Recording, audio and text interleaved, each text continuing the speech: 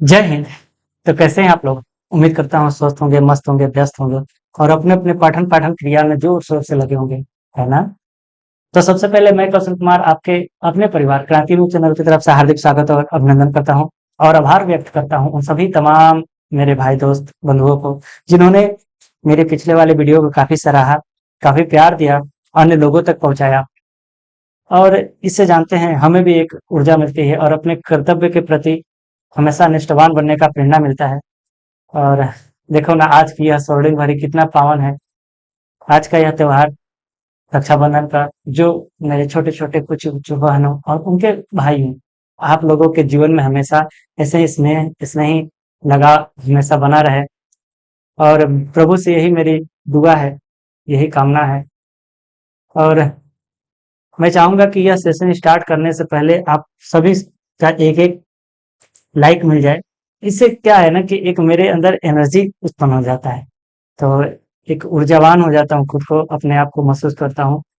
और आज हम जो यह टॉपिक लेकर आए हैं, यह आपको कक्षा 9 के पाठ्य पुस्तक क्लास 9 के हिस्ट्री के पाठ्य पुस्तक एनसीईआरटी में आपको देखने को मिल जाएगा, चैप्टर नंबर 3, जिसका नाम है नास्तिकवाद और हिटलर। वैसे हम लोग बचपन में कई बार इसकी संज्ञाएं दे चुके हैं, है ना? ऐसे बच्चे जो काफी उग्र प्रवृत्ति के होते हैं, जिनमें थोड़ा-सा उनकी मानसिकता क्रूरता भरी होती है, जिसमें हम लोग ऐसे कईयों बार ये तकिया कलाम का प्रयोग कर चुके हैं कि यार देखो ये बहुत बदमाश है, एकदम बिगड़ैल है, एकदम हिटलर बनता है। तो हिटलर था कौन आखिर? हम लोग तो जिसकी दोस्तों उपमा आज के इस अध्याय में हम लोग समझेंगे एक ऐसे व्यक्ति के जीवन के बारे में जिसके नाम से पूरी दुनिया खौफ खा जाती थी, जिसके नाम सुनते ही लोगों के रोंगटे खड़े हो जाते थे। नाम था हिटलर। हम लोग यह भी समझेंगे कि आखिर किन परिस्थितियों में हिटलर को अपने ही राष्ट्र के प्रति इतना कठोरता उत्पन्न कर दिया कि लगभग 60 लाख यहूदियों और 2 लाख जिप्सी और 10 लाख पोलैंड वासियों को मौत के घाट उतार दिया। यह कैसा राष्ट्र प्रेम था, आज उसके बारे में भी हम लोग समझेंगे। और समझेंगे इस अध्याय के अंत में कि हमारे देश यानी भारत के उन महान वीर सपूतों के बारे में जिन्होंने हिटलर से हाथ मिलाया, जिन्होंने हिटलर की आज्ञा तक नहीं मानी, उस महान हाकी करने वाले में बारे में। तो चलिए इस सेशन का शुरुआत करते हैं। और इस शुरुआत करने से पहले मैं आपको याद दिला दूं कि मैंने आपको पहले भी बताया है कि जिस जिस शब्द के अंत में वाद जुड़ जाए उस पर एक विशेष बल दिया जाता है। वाद कहने का मतलब जैसे आप सुने होंगे परिवारवाद, अपने ही परिवार के प्रति स्नेह लगाव उत्पन्न हो जाना परिवारवाद कहलाता है। यहाँ दिया है नात्सीवाद। तो नात्सीवाद का क्या अर्थ है? सबसे पहले बच्चों आप समझ लो कि हिटलर की एक पार्टी हुआ करती थी, उसका नाम था नाजीवाद। क्या नाम था? नाजीवाद। तो नाजीवाद में जो बातें कही गई, जो उसमें बातें कही गई, जो उसके थ्योरी थे, जो उसका सिद्धांत था, ये सभी चीजों को हम लोग नात्सीवाद के नाम से समझते हैं। तो अब आपको क्लियर हुआ कि नात्सीवाद क्या है। नात्सीवाद वह एक विचारधारा है जो हिटलर के पार्टी नाजीवाद में कहा गया। तो यह आखिर नात्सीवाद का उदय कैसे हुआ, इसको समझने के लिए आपको दुनिया के मानचित्र पर ले चलते हैं। देखिए, यह मैंने एक मोटी मोटा दुनिया का एक मानचित्र बनाया है ताकि आपको समझने में थोड़ा सहूलियत हो। देखिए, मैपिंग क्लास में इसलिए लेकर आता हूं ताकि आप दुनिया के अन्य देशों से भी कुछ रूबरू हो सके। इसमें आपको अन्य देश दिखाई दे रहे होंगे। देखिए, सबसे पहले तो हम लोग अपने देश भारत के बारे में समझते हैं और यहाँ पर आपको दिखाई दे रहा होगा यह ऑस्ट्रिया है, फ्रांस है, जर्मनी है, यहीं बगल में आपको स्पेन है और इसके बगल में आपको पुर्तगाल दिखाई दे रहा होगा। देखो, इसको हमने बड़ा करके भी यहाँ पर बनाया है।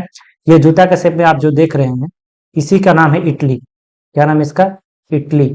तो ये है जो देश दिख रहे हैं आप, ये है इटली। तो इसके बारे में हमने पिछले वाले क्लास में चर्चाएं की थी। अब हम समझने जा रहे हैं, यहाँ जो देश देख रहे हैं आप बगल में उसके ऊपर, ये है फ्रांस और ये है जर्मनी। तो फ्रांस जर्मनी में वही कूड़ा गणित चलता है जो हमारे भारत और पाकिस्तान से चलता है। ये दोनों एक दूसरे के मतलब कट्टर खिलाफ हैं, दूसरे के कट्टर विरोधी हैं। तो चलिए शुरुआत करते हैं। आपके एनसीईआरटी बुक में किस प्रकार से यह कहानी को एक नाटकीय ढंग से प्रस्तुत किया है, इसके बारे में हम लोग समझते हैं। देखिए उसमें एक बच्चे का जिक्र किया है, नाम है उसका हेलमुट, का नाम है हेलमुट। और जैसे आप एक कोई मूवी देखे होंगे तो उसके उसका जो क्लाइमेक्स वाला सीन रहता है उसको पहले दिखाता है, तो वैसे ही इसमें भी एक नाटकीय ढंग से प्रस्तुत किया है कि सन 1945 की बात चल रही है, यानी द्वितीय विश्व युद्ध की समाप्ति के लगभग कगार पर पहुंच चुके हैं हम लोग। तो इसको समझने से पहले अब हम लोग समझते हैं कि भाई देखो, द्वितीय विश्व युद्ध में हुआ कैसे, और आखिर ये द्वितीय विश्व युद्ध होने का कारण क्या था। तो इसको बारी बारी से समझते हैं, और इसके लिए मैं एक सेपरेट वीडियो भी बनाऊंगा, इसमें जिसमें प्रथम विश्व युद्ध और द्वितीय विश्व युद्ध दोनों की बातें की जाएंगी इसमें। लेकिन अभी हम लोग समझते हैं थोड़े मोटा मोटा अंदाजे में। देखो बेटा, इतिहास एक कहानी की तरह है और इसके सभी तथ्य एक दूसरे से कनेक्टिंग करके, एक लिंक करके जुड़े हुए हैं। तो समझ लो, जब तक आप इस कहानी के जड़ तक नहीं जाओगे तब तक आपको नहीं समझ में आएगा कि मैं क्या कहना चाह रहा हूँ और यह अध्याय आपको क्या समझाना चाह रहा है। तो देखो यहाँ कुछ देश दिखाई दे रहे हैं जिनको हमने बताया आपको पहले ही कि यह है फ्रांस, ये जर्मनी, ये है ऑस्ट्रिया। देखिए इन सब देश जो यूरोप के थे इतने धनाढ़ हो चुके थे, और राष्ट्रवाद का इनका एक अलग ही फार्मूला चल रहा था कि कौन कितने देश पर ज्यादा कब्जा कर रहा है, उससे उसकी ताकत का अंदाजा लगाया जाता था। तो अभी हमने बताया कि जब फ्रांस कहते थे कि आप मेटरनी का कथन है कि फ्रांस को जब सर्दी लगती है तो पूरा यूरोप छींकता है। तो भैया फ्रांस उस समय सबसे शक्तिशाली देशों में माना जा रहा था। लेकिन आपको मैं बता दूं कि 1870 आते आते जर्मनी सबसे शक्तिशाली राष्ट्रों में गिना जाने लगा था। तो फ्रांस जर्मनी में तो दोनों में तो तुम में चल ही रहा था। अब कांड का शुरुआत कहाँ से हुआ कि भैया देखो ये सब क्या हुआ ना कि आपस में ही एक क्या बताए गुप्त संधि करके बैठे थे। देखो गुप्त संधि अभी हम आपको ट्रिक के माध्यम से बताएंगे। यहाँ पर आपको मैं दिखा रहा हूँ जो मित्र राष्ट्र लिखा है, जिसको हम लोग त्रिदेशीय संधि के नाम से भी जानते हैं, त्रिदेशीय त्रिदेशीय संधि के नाम से जानते हैं। देखो इसमें क्या है, कौन कौन से देश शामिल है इसको आप समझो मेन। देखो त्रिदेशीय संधि में हम बता रहे हैं, इसमें है फारू फारू इतने याद कर लेना, फारू। और भूरी राष्ट्र में कौन कौन से देश शामिल है इसको थोड़ा ध्यान से याद करिएगा। इसका नाम है त्रिगुट संधि, त्रिगुट संधि। इसमें कौन कौन से देश शामिल है इसको याद रखिएगा। ये आज ई आज ई देखिए इसका ट्रिक है आज ई। आ से क्या है, ऑस्ट्रिया, ऑस्ट्रिया। ज से ज से क्या है बेटा, ज से है जर्मनी। और ई से क्या है, ई से है इटली। इटली तो पाला बदल लिया था अपना, लेकिन ये शुरू शुरू में ये त्रिगुट संधि में ही थे ये तीनों देश। तो यहाँ पर आपको मैप पर मैं भी आपको बता दूं फिर से, ठीक है, मैप पर आपको लेकर चलता हूँ। देखो जर्मनी, ऑस्ट्रिया और ये जो देश देख रहे हो ये इटली, तो ये तीनों कौन से थे, त्रिगुट से नाम है। और बाकी जो देख रहे हो ये ये हो गया फ्रांस, और फ्रांस, और ये है इंग्लैंड और रूस और अमेरिका भी था। देखो कैसे होता है ना कि एक आप नहीं होता है कि आप भले ही आप किसी पार्टी को पसंद करते हो या ना करते हो ये अलग बात है, लेकिन कोई एक पार्टी से सहानुभूति तो रहबे न करता है अंदर अंदर। तो भीतरे भीतर अमेरिका भी इसी इन्हीं सबका सहायक था। जो विदेशीय संधि के जो देश थे, जो मित्र देश थे, इनके ही सहायक था ये अमेरिका। तो ये यही कांड अब शुरुआत कैसे हुआ इसका। देखो यहाँ जो जर्मनी देख रहे हो, तो जर्मनी ऑस्ट्रिया का तो समर्थक था ही। ऑस्ट्रिया ने जब बोला, यहाँ पर अन्य दो देश देख रहे हो आप, दिखाऊं मैं, देखो ये है और बगल में ये दो देश है।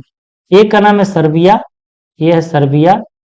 और एक बगल में देख रहे हो ये है बोस्निया। तो बोस्निया और सर्बिया ये जो दोनों देश हैं, इसमें क्या आखिर उस समय का जब पूछेगा फर्स्ट वर्ल्ड वार का तत्कालिक कारण क्या था, तो ये ऑस्ट्रिया के एक अंतिम आर्कड्यूक थे, मतलब राजा थे, फर्डिनेंट। फर्डिनेंट गए थे घूमने वही बोस्निया में, उनके बोस्निया की राजधानी है सेरोजोआ। सेरोजोआ में उनको मार दिया गया। अब इसी को सेरोजोआ हत्याकांड के नाम से भी जानते हैं। देखो ये सब कुल देश थे ना कि जो दूसरे देशों पर उपनिवेश बना कर रखे थे। यहाँ तक कि आप देखोगे कि एशिया में भारत, इंडोनेशिया, ये सब देशों पर उपनिवेश बना कर रखे थे, अफ्रीका को भी बना कर रखे थे। अन्य देशों से इतने पैसा ये सब लूट के बैठे हुए थे कि जब तक जब कहते हैं ना कि ज्यादा चर्बिया जाता है ना, तो ऐसे ही होता है। ये सब इतना आपस में लड़ाई झगड़ा कर रहे थे कि एकदम, मतलब कहा जाता है कि ये सब कुल आय है, इनके अंदर इतनी उग्र राष्ट्रवाद भरा था कि कुल आय का लगभग 80% हिस्सा खाली सैनिक के खर्च पर खर्चा कर देते थे सब। तो भी क्या किया कि ऐसे ही बारूद के ढेर पर बैठे हुए थे, और बोस्निया की राजधानी सेरोजोवा में यहाँ के जो है अंतिम राष्ट्रदूत थे उनका हत्या हो गया फर्डिनेंड की। अब ऑस्ट्रिया क्या कह रहा था कि ऑस्ट्रिया इसकी दोषी मान रहा था सर्बिया को, कह रहा था कि तुम ही वहां से कुछ भिजवा कर यहाँ पर सब हत्या करवाए हो, और बोल रहा था कि तुम इसके कुछ मुआवजा दो, के साथ एक देता हूँ, अगर तुम नहीं, जो दोषी है मेन दोषी को पकड़ कर हमारे समक्ष पेश करते हो तो तुम्हारे ऊपर भी चढ़ाई कर दिया जाएगी। और एक बात सुनो, ध्यान से सुनना, यहाँ से आपको कहानी थोड़ा सा टर्निंग पॉइंट लेता है, ये चीजें आपको समझ में आएगी तो आ जाएगी तो सही बात है। देखो, बोस्निया की जो राजधानी है ये सिरजुआ में, यहाँ हत्याकांड हुआ, और इसकी दोषी किसको माना था? सर्बिया को।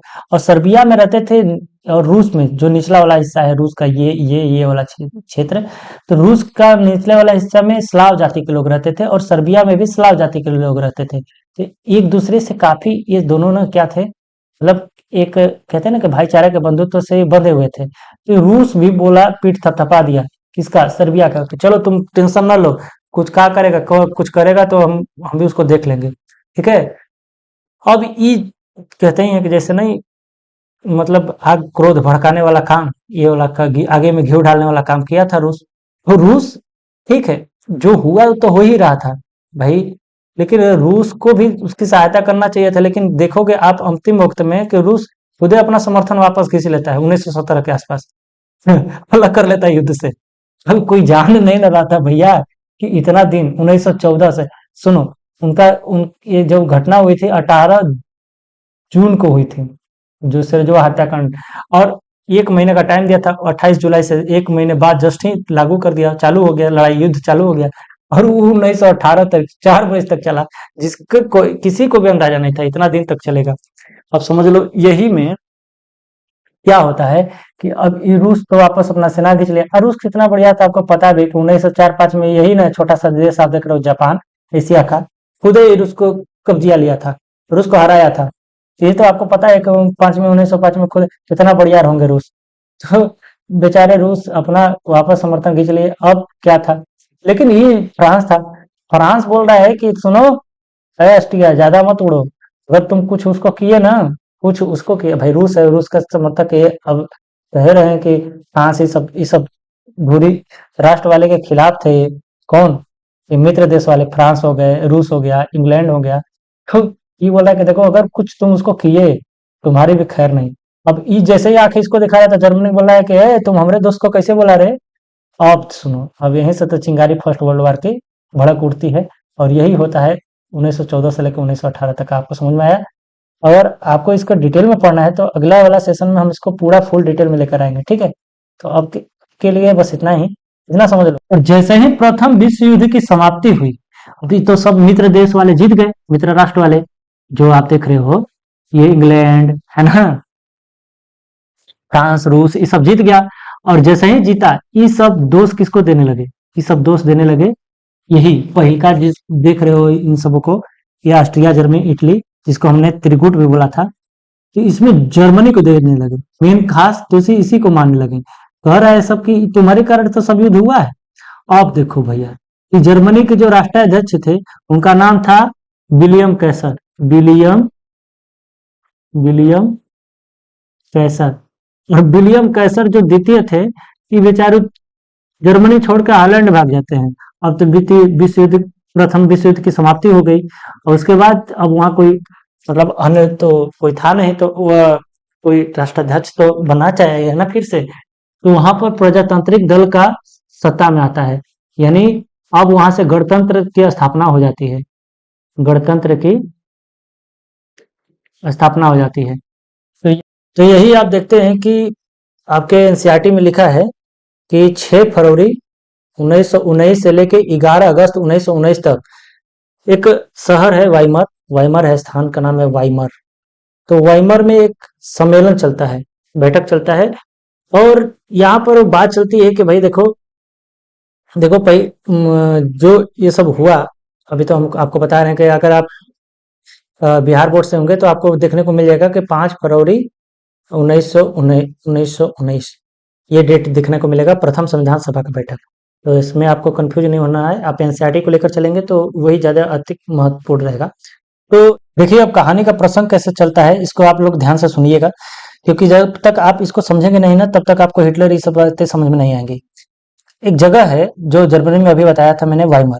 तो वाइमर में एक संविधान सभा का बैठक होता है, ठीक है। और बुलाएगा कि इधर आइए, आप लोग इस संधि लिखे, इस पर हस्ताक्षर करना होगा। तो हस्ताक्षर कौन करेगा जब रजबे गायब हो गया है, भाग छोड़ गया है, विलियम कैसर हॉलैंड भाग गए हैं। तो कहा गया कि देखिए यहाँ एक, देखिए जैसे जर्मनी में एक संसद हुआ करता था, उसका नाम है राइख स्टैग। जर्मनी का संसद का नाम है राइख स्टैग। जैसे ड्यूमा है ना, कहाँ का, रूस का, तो उसी तरह राइख स्टैग। तो इसमें कहा गया कि जो वयस्क हैं, जो स्त्री हो या पुरुष, ये अपने में से एक निर्वाचित प्रतिनिधि को वोट देकर चुनेंगे, और इसी में से कोई एक हेड बनेगा, जो जिसको हम लोग चांसलर कहेंगे। देखिए वहां पर प्रधानमंत्री नाम का कोई पद नहीं होता है, चांसलर उसको कहते हैं। तो चांसलर रहेंगे और राष्ट्राध्यक्ष भी रहेंगे। राष्ट्राध्यक्ष मतलब राष्ट्रपति भी रहेंगे, और साथ साथ चांसलर भी रहेंगे। तो यही कहानी 1919 से आगे बढ़ती है, 1920 19 से तो यहाँ पर फ्रांस में, देखिए फ्रांस में एक जगह है, वहां एक महल हुआ करता है, वर्साय महल। तो वहां पर 28 जून 1919 को, ठीक है, एक बैठक होता है। और इसमें कहा गया कि भैया देखो, ये सब जो कारण हुआ था, इसका, इस सब चीज का जिम्मेदार जो था, ये तो था जर्मनी। अब जर्मनी में जो कोयला खदान है, उस पर 15 वर्ष तक फ्रांस का क्या करेगा, अधिकार रहेगा। और जर्मनी 1 लाख से ज्यादा का अधिक सेना भी नहीं रखेगा। समझ लो क्या कहना चाह रहे हैं, इसको समझो आप। कह रहा है कि जर्मनी 1 लाख से अधिक सेना नहीं रखेगा, जर्मनी में जो नियम कानून चलेंगे वो हमारे अनुसार चलेंगे। अब ऐसा ऐसा नियम कानून बनाया सब कि जर्मनी को बर्बाद करके रख दिया सब। देखो, जर्मनी को वायु सेना रखने पर पाबंदी रख दिया, पनडुब्बी नहीं रख सकता है, पनडुब्बी भी नहीं रख सकता था। और जितने भी जर्मनी के सारे उपनिवेश थे, सब विजेता राष्ट्र, मतलब वही जो आप कह रहे हैं त्रिदेशीय संधि वाले, ये सब आपस में बंदरबाट कर लिया, हनुमान जी का प्रसादी बनाकर छोड़ दिया सब। युद्ध में मित्र राष्ट्रों ने युद्ध का दोषी जर्मनी को ही माना। ये सब कुल मिलके जर्मनी को दोष दे रहा था, कह रहा था कि अमेरिका के हमारा हर्जाना कौन भरेगा, हमारा पनडुब्बी कौन डुबाया, यही जर्मनी वाला ना, अब एक ना छोड़ेंगे। तब यहीं से आप देख रहे हो कि ये जो बच्चा का जन्म हो रहा है, इसी को ऐसे एक मतलब जोक द पार्ट ऑफ, कि देखो ये कह रहा है कि मैंने जन्म नहीं लिया है, मुझे पैदा किया गया है। तो यही परिस्थिति इसको पैदा करता है, नाम इसका हिटलर। समझ रहे हैं आप, कि पलना में जो बच्चा बंदूक लेके बैठल है, खेल रहा है, यही कह रहा है कि मैंने जन्म नहीं लिया हूँ, मुझे पैदा किया गया है। तो यहीं से हिटलर का, ये हिटलर दूसरा विश्व युद्ध का कारण है यही। जर्मनी पर इतनी आर्थिक पाबंदियां डाल दी गई, कहा जाता है कि $1 बराबर 8,000 मार्का का बराबर था, $1।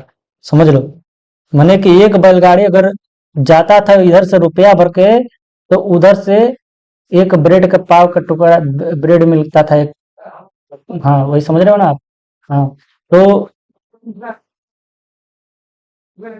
तो आप देखे रहे हैं ना कि किस तरह से, किन परिस्थितियों में हिटलर का जन्म होता है। ये हिटलर है, आप देखोगे कि इतना उग्र तानाशाह बनेगा, अपने राष्ट्र के प्रति प्रेम प्रेम इतना इसका अगाध हो जाएगा कि एक तरह से इतना इसके अंदर कट्टरतापन भर जाएगा कि उसके आगे उसको कुछ दिखाई नहीं देगा, अपने देश के आगे। तो यहाँ जब आप कहानी का प्रसंग आपको दिखाया, मैंने शुरू में बताया था कि बच्चे देखो, यही जो बच्चा है हेलमुट, हेलमुट हेलमुट अपने माँ बाप को सुन रहा है चुपके से, दबी दबी आवाज में उनके माँ बाप बात कर रहे हैं, है ना, गंभीर, किसी गंभीर बात पर उन लोग की बात हो रही है। तो यही कान लगा के सुन रहा है कि क्या बतिया रहे हैं मम्मी पापा।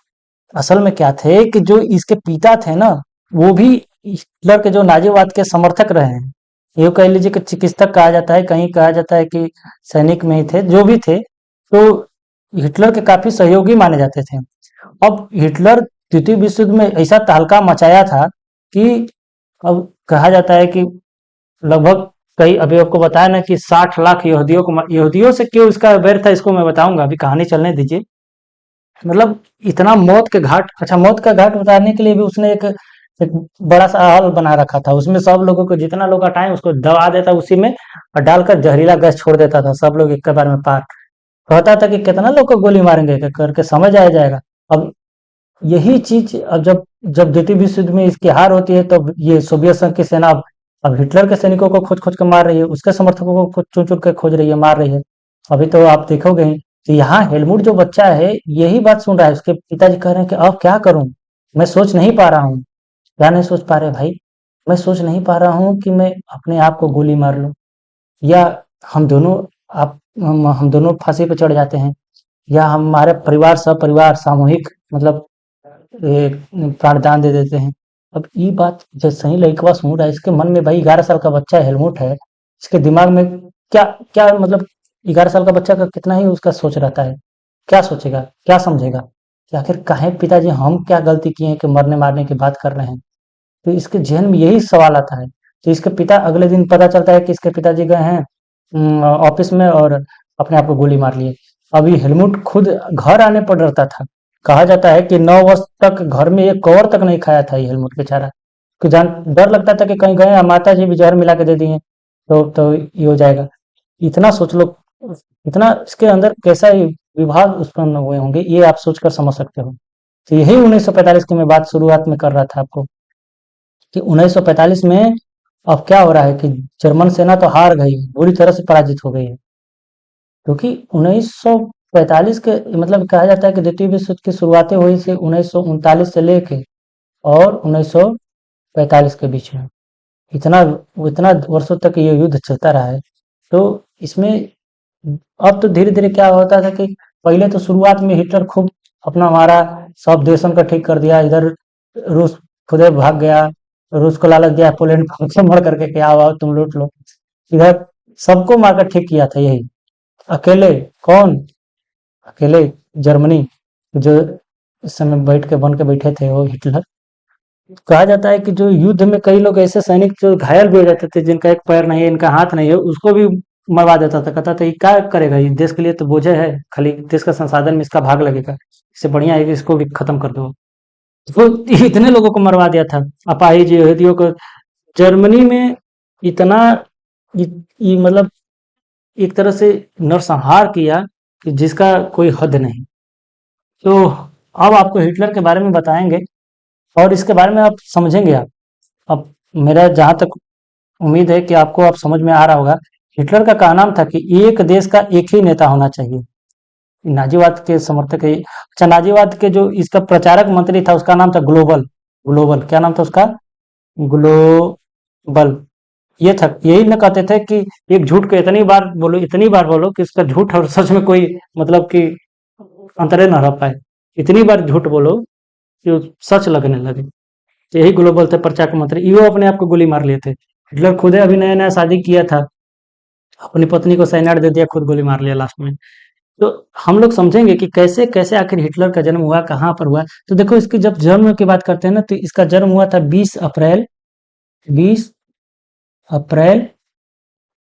1889 को। लेकिन कई बच्चे जानते हैं ना कि जर्मनी से इसका ताल्लुकात है। नहीं भैया, जर्मनी में तो इसका कार्यशैली रहा है, कार्यस्थली रहा है। इसका जन्म हुआ है ब्रोना में, और ऑस्ट्रिया में। तो ये बात याद रख लेना, ये कई बार क्वेश्चन पूछता है कि हिटलर का जन्म स्थान कहाँ है, तो ब्रोना है, ऑस्ट्रिया में। कई बार क्वेश्चन पूछता है। और पेशा से क्या था, ये चित्रकारी करता था, एक चित्रकार था। बताओ, चित्रकार उसके सैनिक तानाशाह में कैसे बदल गए। यही होता परिस्थिति। और 1918 में जर्मन वर्क्स पार्टी बनाए थे ये, और इसको आयरन क्रॉस अवार्ड भी मिला था। जब प्रथम विश्व युद्ध हुआ था, उसका चित्र बिकना बंद हो गया था, तो जर्मनी की सेना में बहाल हो गया। वहां पर उसको आयरन क्रॉस अवार्ड मिला था। आप सोचो, इतना क्रॉस किया कि लोग कहीं को जैसे क्रॉस करके पार हो गया। तो ठीक है, इसको वीरता का क्रॉस अवार्ड मिला था, बहुत अच्छा काम किए थे ये। फिर उसके बाद इन्होंने यही नेशनल सोशलिस्ट पार्टी है ना, इसी पार्टी को आगे चल के इसको नाजीवाद या नाथसीवाद पार्टी भी कहा जाने लगा। तो ये क्या चाहता था कि वो अपने ही देश के जो राज्य बर्लिन है, जर्मनी की राजधानी जो थी, तो यहाँ पर वो जीतना चाहता था, वहां का शासन का तख्ता पलट करना चाहता था। यही तख्ता पलट के कार्यक्रम में शासन का तख्ता कहता था कि जो राजा बैठा है आखिर ये सब हस्ताक्षर पर साइन कैसे किए हमारे देश के साधन पर। अब तुम ही सोचो कि अब तुम्हारे देश में कोई ऐसा, जितने भी, जैसे झारखंड है बगले में, आप समझ लो आपके राज्य के बगल में बिहार से झारखंड राज्य है, वहां इतनी प्रचुर मात्रा में खनिज संसाधन है, कोयला खदान है, अगर कोई गाड़ी जा रही है इस पर लिखा है कि मेड इन पाकिस्तान, अब बताओ पाकिस्तान की कोई गाड़ी कोयला लाद कर जाए तो आपके दिल पर क्या गुजरेगा, आप ही समझ सकते हो। हैं? तो ये बेचारा इतने कहता था कि ये सब कायर है, जो देश के प्रधानमंत्री बना हुआ है, चांसलर बना हुआ है, देश के जो राष्ट्राध्यक्ष है, सब सब मिलके अपने देश को कैसे भेज दिया, ये सब कायर है, बांझ है, एकदम बांझ महिला के समान है, कैसे बात को मान लिया।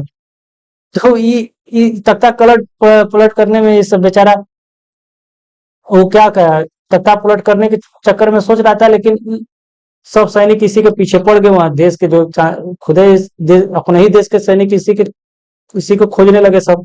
ये बेचारा लुका गया जाके वो घर में, और वो घर था यहूदी का। यहूदी से बोला था कि बेटा भैया हमार जान बचा लो, हमरो न बताना कि हम यहाँ लुकाए हुए हैं। अहू यहूदिया बता दिया बेचारा, अब बता दिया कि यही में हिटलर है भैया। हिटलर को उस समय हिटलर का उतना दबदबा नहीं था जिसमें तुम्हें बात बता रहा हूँ। ये तो अभी शुरुआत की मैं बात बता रहा हूँ ना, कि इस शासन का तख्ता पलट करना चाह रहा था, खुद अपने नेता बनना चाह रहा था, देश को मतलब अपने तरीके से चलाना चाह रहा था, लेकिन इसी तख्ता पलट के क्रम में यहूदी के घर में पकड़ा गया। और जैसे ही वो पकड़ा गया, जेल में गया, जेल में ही अपनी आत्मकथा लिखा था, उसका नाम है मीन कैंप, मेरा संघर्ष, मीन कैंप, मेरा संघर्ष लिखा था। अब बेचारा जैसे ही छूट कर आया, वो कहा कि पहला नंबर थी कौन कौन जाति का था रे, कौन कौन नस्ल का था जो ना हम अपने ही देश के लिए हम इतना कुछ कर रहे हैं, हमारा ही का पकड़वा दिया, जेल में भजवा दिया, कौन था।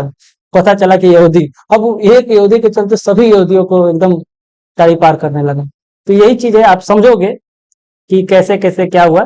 तो अभी जो बता रहे थे कि जर्मन वर्क्स पार्टी का 1918 में सदस्य बना था वो, और यहीं से इस पार्टी का जब हेड बन गया, इसका नाम बदल कर नेशनल सोशलिस्ट पार्टी रख दिया। तो ये सब चीजें जो अभी हम डिटेल में चर्चा करेंगे, थोड़ा सा वीडियो लंबी है, हो रही है, तो इसको हम थोड़ा सा यहाँ पर पूछ करेंगे, और अगले वाले जस्ट इसके नेक्स्ट वाले पार्ट में इसको अपलोड करेंगे, ठीक है। तो बने रहिएगा आप हमारे साथ, कहीं मत जाइएगा, क्योंकि अब यहाँ से कहानी की शुरुआत होने जा रही है, जो आपके बुक में लिखा है, ठीक है। नमस्कार, धन्यवाद।